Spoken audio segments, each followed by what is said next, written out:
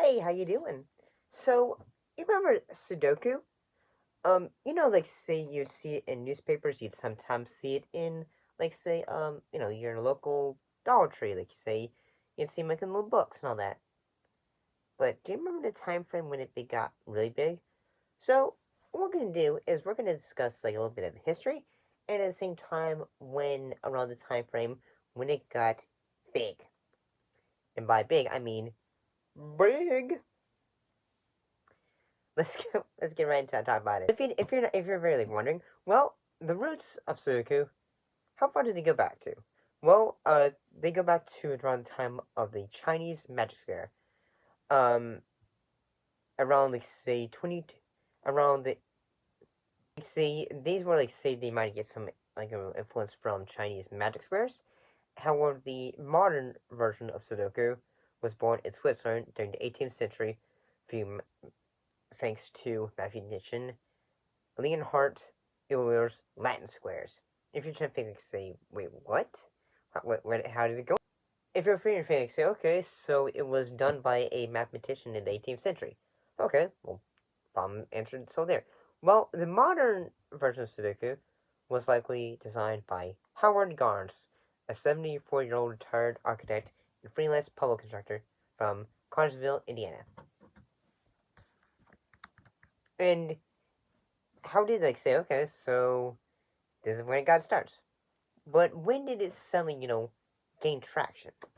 Well, when it got big in Japan, um, when it first appeared in 1984, where it was first introduced and also given the name Sudoku, which, and if you're gonna say, what is that? What does that mean? Well, it's short for a long expression in Japanese mean suju, um, sujucho wa dosuke un kiro. I've God darn it, I probably butchered the hell out of that, which means the digits are limited to one occurrence. And then, like, when that happened before, we got big, was in 1986, after some important improvements to, the game, by making it, symmetrical patterns, um, and reducing, like, the number from, clues that were given, Sudoku became one of the best selling puzzles in Japan. And they probably go, okay, well, this is good. This is really good. Um, we thought, okay, well, so this is going on forward. It's going to keep going. But eventually we'd get, like, into the modern, the new millennium in the 2000s.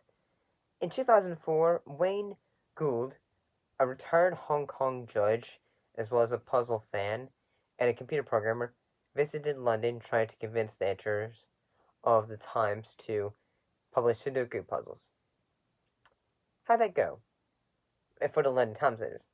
And after that, it slowly started to go from there to over to London, to Britain, and as well as Australia, and even New Zealand.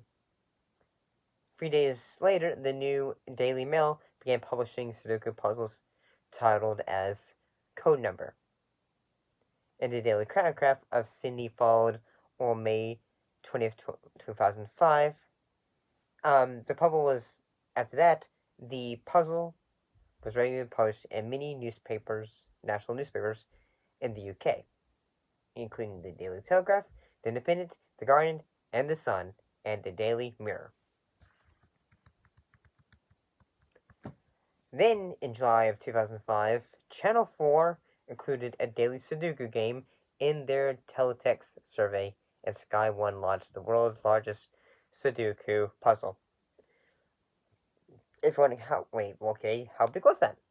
A 275-foot and 275-foot, 84-meter square puzzle, carved in the side of a hill in Chopping, Sudbury. And you're wondering, say, wait, where's that at? That's near Bristol, from what I can gather.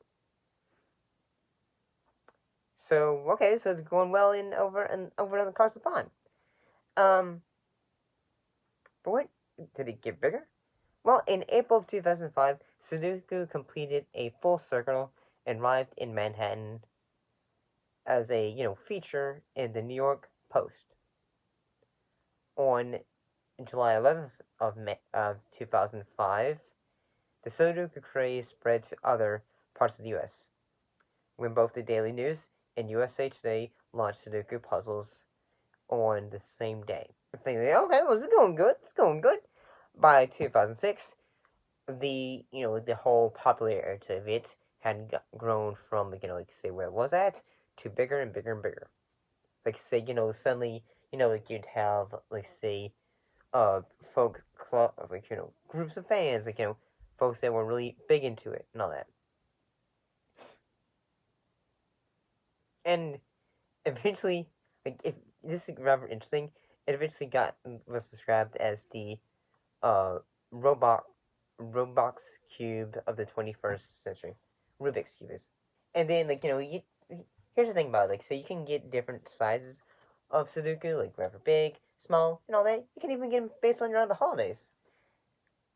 And you can get them like say around like different situations, like say, hey, do you want it based around like say like a theme around like different things, like your favorite TV shows or something like that? That's always a possibility. But did you get into the big Sudoku craze? Maybe you did. I'll see you next time.